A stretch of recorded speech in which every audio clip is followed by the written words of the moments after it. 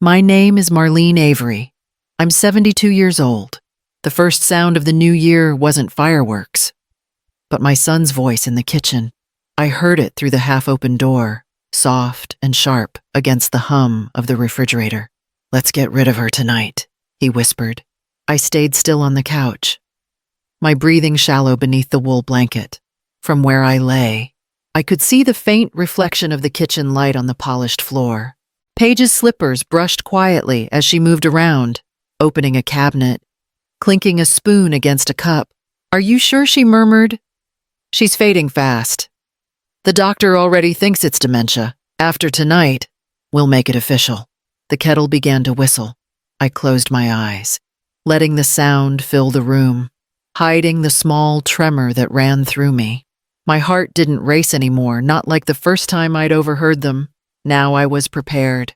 I'd been waiting for this exact conversation.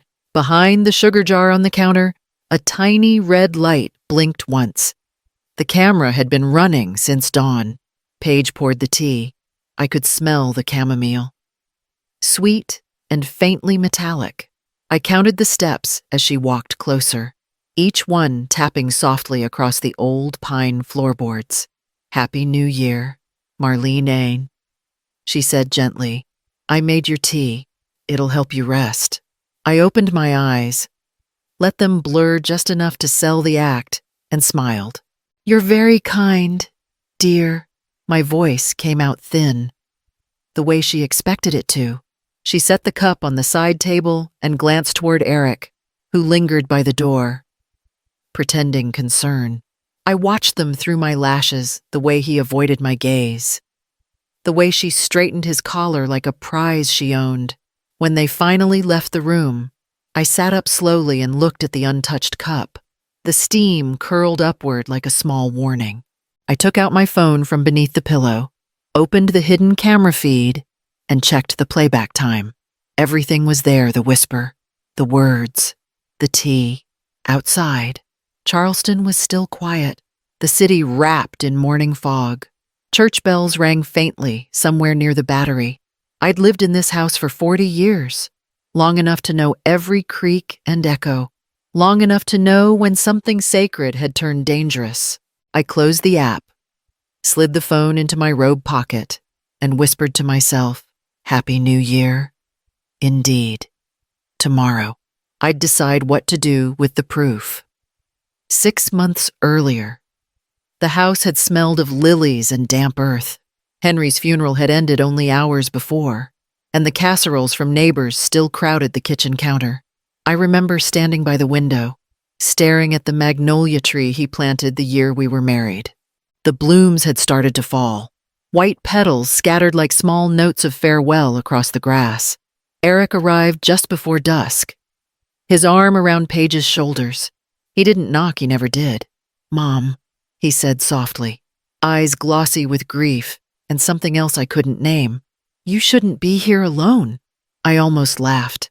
In 40 years of marriage, I'd spent countless days alone grading papers, cooking, waiting for Henry to come home from the courthouse. Solitude had never frightened me. But that evening, my son's voice carried a kind of urgency I didn't recognize. Paige stepped forward, her perfume light and floral. "We've been talking," she said gently. "Maybe it's time we stayed with you for a while, just until things settle down." I wanted to tell her I didn't need company, only space to grieve. Instead, I nodded. The house felt too large, and grief too heavy to argue with kindness. Within days, the rhythm of the house changed. Paige filled the pantry with new brands I didn't like, claiming the old ones were too processed. She rearranged my medicine cabinet, organized my closet, and insisted on driving me to the store. Her smile never slipped, but I could feel her watching, measuring what I could still do on my own. Eric stayed busy handling paperwork. He said Henry's estate was complicated, that I shouldn't worry about numbers and documents. When I asked about the bank statements, he told me to rest, that he and Paige had it under control. In the evenings, Paige would make tea and insist we sit together in the living room. "It's good for you to talk," she'd say, patting my hand. I'd sip politely. letting her lead the conversation until my head began to ache. By the second week, my keys had disappeared from the hook by the door. Paige smiled when I mentioned it. "I put them somewhere safe," she said. That night, as I lay in bed, I listened to the faint sound of drawers opening down the hall and realized that silence was no longer mine. It began with the tea. Paige brought it every night around 9. Always the same cup, white porcelain, with a small chip near the rim. "Chamomile with honey," she'd say, her voice soft enough to sound like care. "It'll help you sleep." At first, I accepted it gladly.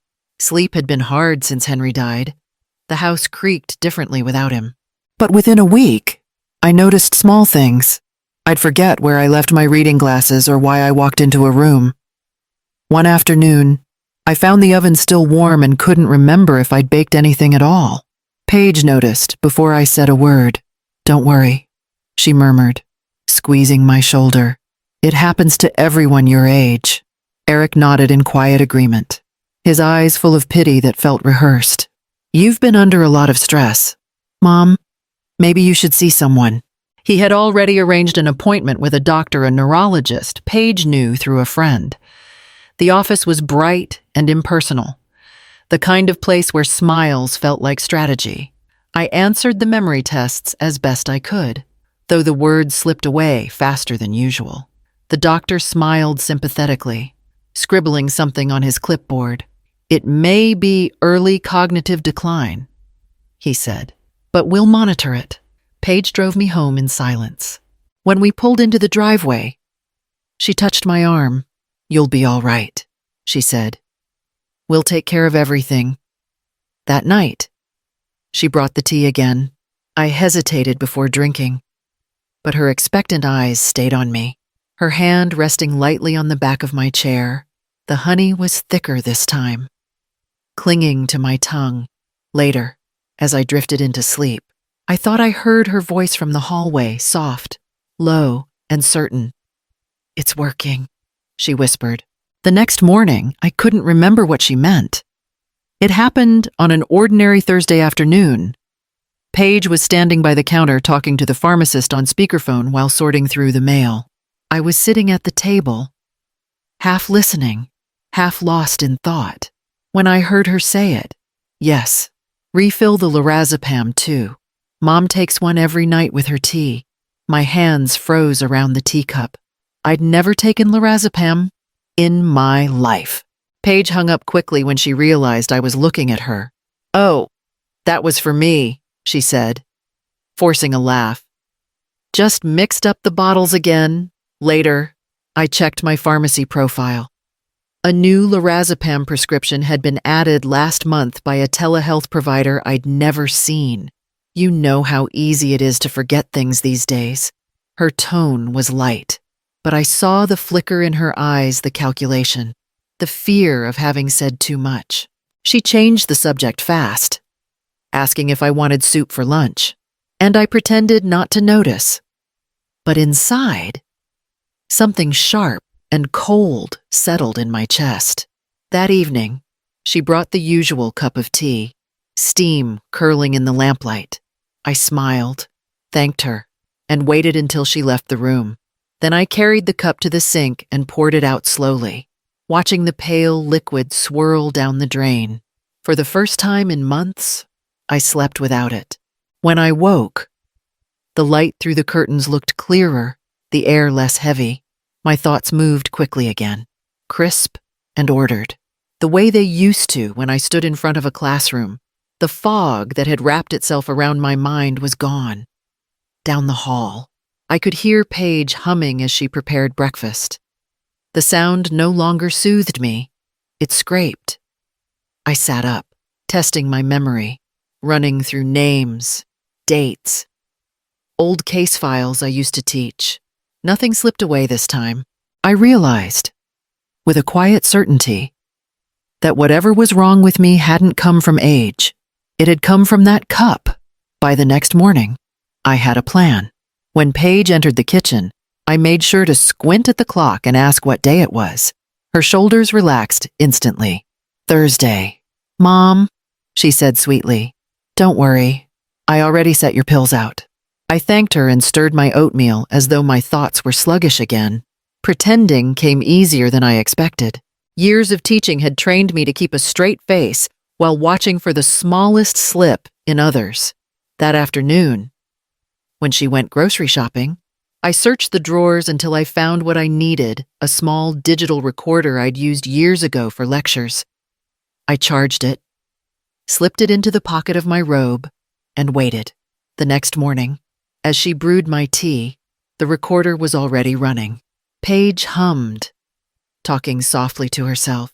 "Just enough this time," she murmured, the words barely audible over the kettle's hiss. Can't have her too drowsy before the appointment. When she brought the cup to me, I smiled faintly, lifted it to my lips, and pretended to sip. As soon as she left, I poured it into an empty vitamin bottle I'd washed and labeled with the date. By the end of the week, I had 3 samples hidden behind old Christmas ornaments in the attic, but I needed proof stronger than my word. That's when I remembered Lillian Park, an old colleague from the university, now working as a toxicologist at the local hospital. I called her from the landline, my voice low. "Lillian, it's Marlene. I think someone's been drugging me." There was a pause. Then, in the calm, precise tone I remembered from faculty meetings, she said, "Bring a sample, quietly. Seal it in a clean container and label date and time." Lillian said, "I'll log it and pull a formal chain of custody." 2 days later, I handed her one of the bottles in the hospital parking lot. She promised to rush the analysis. The results came that night. "The samples are logged under chain of custody," she said. "You're covered. You were right." Lillian said, "Your blood shows consistent traces of lorazepam and zolpidem enough to impair cognition, maybe even cause dependency." I hung up, the weight of confirmation sinking in. Paige's kindness had been a weapon, and now I finally knew what kind. When I met Lillian again, she didn't waste time on sympathy. "You'll need more than blood tests," she said, sliding a small box across the cafe table. Inside was a sleek silver kitchen clock. It's motion activated. The lens is right behind the number 6. Put it somewhere she won't suspect. I took it home in my purse, tucked between tissues and a grocery list Paige herself had written for me. That night, after she went to bed, I replaced the old clock above the stove with the new one. Its quiet ticking blended perfectly with the hum of the refrigerator. The next morning, Paige followed her routine: tea, toast, and that brittle cheerfulness she wore like perfume. I smiled at her the way she liked, half-dazed, compliant. "Would you add more honey today?" I asked softly. She nodded, turning her back to me. From the corner of my eye, I saw her reach into the pocket of her robe, take out a small amber bottle, and tap powder into the steaming cup. Her movements were careful, practiced. "Just a little more," she murmured. "Once the guardianship's signed, we sell the house." The clock caught it all. That evening, after they went out to dinner, I retrieved the memory card and watched the footage alone in my study, seeing it the deliberate angle of her wrist. The words so casual made my stomach turn, but the shock gave way to something steadier, colder, proof. I made 3 copies, one for a flash drive I kept hidden inside a hollowed-out book, one for Lillian, and one for my attorney, Frank Doyle, who'd handled Henry's will. When I called him, my voice didn't shake.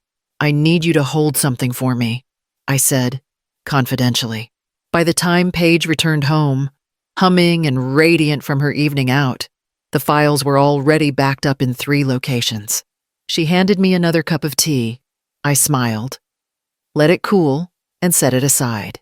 The performance, after all, wasn't over yet. By late December, the house smelled of cinnamon and deceit. Eric and Paige had been whispering more often, their voices slipping through the thin walls like smoke. One night, I heard the words that confirmed everything. "The transfer's ready," Eric said. "Once the papers are signed on January 2nd, she'll be admitted to Cedar Grove." It's for her own good.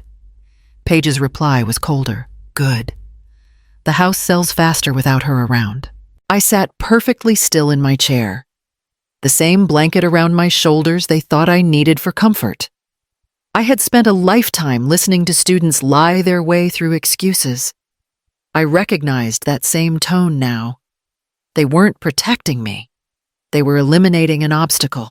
The next morning, I made oatmeal and hummed softly while Paige filled my cup. "You've both done so much for me," I said, smiling. "I don't know how I'll ever repay you." She looked pleased, even touched. That was the moment I knew I still had the advantage. People who believe they've already won stop being careful. After they left for errands, I called Frank Doyle. He'd already arranged everything: the statement from Dr. Park, the toxicology report, the footage from the hidden camera. "When should I deliver them?" he asked. "On New Year's Eve," I said. "And call the detective you mentioned." He hesitated. "Are you sure you'll be safe until then?" I looked around the quiet kitchen, the poison tea cooling untouched, the camera clock blinking red above the stove. I've never been safer. Outside, the wind carried the faint echo of laughter from my neighbors preparing for the holiday. Inside, I marked each day on the calendar, one deliberate X at a time. New Year's Eve would end more than a year. It would end the act. New Year's morning broke quiet and pale. The sky washed in soft gray. I was already awake when Paige came downstairs in her silk robe, humming, the kettle hissing behind her. Eric followed soon after. Papers tucked under his arm, his tie half knotted. They looked like a couple preparing for a meeting, not a morning with family. "Happy New Year, Mom," Paige said, setting down a steaming cup. "Thought we'd all have breakfast together before the big day." I smiled, arranging the plates I'd set out earlier. That's exactly what I was hoping. "Sit down. There's something I'd like to show you first." Eric frowned, glancing at the wall clock. "We don't really have time." "It'll only take a minute," I said, pressing the remote. The television flickered to life. At first, just the kitchen, the same one we sat in now. Then Paige appeared on the screen, her back turned, the faint sound of humming matching the tune she'd been singing seconds ago. She tipped an amber bottle, white powder falling into a teacup. Paige froze. The color drained from her face. The footage shifted Eric at the dining table, signing a document. His voice, clear and calm. "Once the guardianship's approved, I'll list the property." The silence that followed was thick enough to choke on. Paige turned to me, her hands trembling. You don't understand." That was taken out of context. "Context," I said evenly. "You drugged my tea for 6 months." Eric's mouth opened, then closed again. "Mom, listen. Paige, she thought you needed help." The doorbell rang, 3 sharp knocks. Paige flinched. Detective Harris stepped in, a uniformed officer behind him, a warrant folder in hand.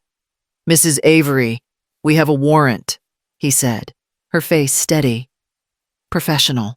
The detective held a folder. "We received the toxicology report this morning," he said, "and the video evidence." Paige backed away, her voice rising. "You can't prove anything," Dr. Park stepped forward. "We already have." Eric's hands shook as the papers slipped from his grasp. "Paige, what did you do?" She turned on him, fury breaking through the mask. "You signed everything. You wanted her gone as much as I did." I stood slowly, my voice calm. "You both planned to get rid of me. Instead, you just got caught." The clock above the stove ticked once, twice. Later that night, as midnight neared, fireworks began to crack over the winter sky, louder, brighter, unstoppable. Inside, the act was finally over. 3 weeks later, the headlines did what I never could: told the truth. Couple charged in attempted homicide of elderly relative. Paige's photograph sat beneath the bold letters, her perfect smile now cold and hollow. Eric's name followed, smaller in print, but no less damning. Detective Harris called to confirm what I already knew. She's being held without bail. He's cooperating, pleaded guilty to aiding and abetting. The court approved asset seizure this morning. So that was that. The house, my pension, the savings Henry and I had built, they would all be returned. Justice, in its most practical form. Still, when I hung up the phone, the house felt too quiet. No footsteps, no clinking dishes. Just the faint hum of the refrigerator and the soft tick of the clock. Lillian had given me the same one that had recorded everything. I walked into the dining room where it had all begun. The table gleamed beneath the afternoon light. Freshly polished, I ran my hand along its surface, remembering the mornings I'd sat there, dazed and fogged, smiling through poison. The chairs stood empty now. No Paige, no Eric, only me and the silence I had fought so hard to reclaim. On the sideboard, my laptop was still open. The last file remained there, labeled simply, Final Recording. I hovered the cursor over it for a long moment before clicking Delete. I deleted the duplicate on my laptop. The originals were already with Detective Harris and my attorney. The screen went dark, the sound of the fan fading into nothing, outside. Wind rustled through the magnolia tree Henry planted, scattering white petals across the porch. I stood there, watching them drift, until the ache in my chest softened into something almost like peace. They had taken nearly everything from me: trust, safety, even my sense of time. But they hadn't taken this: the quiet, the air, the simple fact that I was still here. For the first time in months, I poured myself a cup of tea, plain, untouched, and drank it all. A year later, Charleston shimmered beneath a cold, clear sky. The city was alive with celebration music drifting from porches, laughter echoing through the narrow streets. In my little house on Rutledge Avenue, the table was simple but warm roast chicken, cornbread, and two guests who had seen me through the darkest months, Dr. Park and my neighbor, Mrs. Whitfield. We ate quietly, without ceremony. When midnight neared, Lillian poured sparkling cider into mismatched glasses. To survival, she said softly.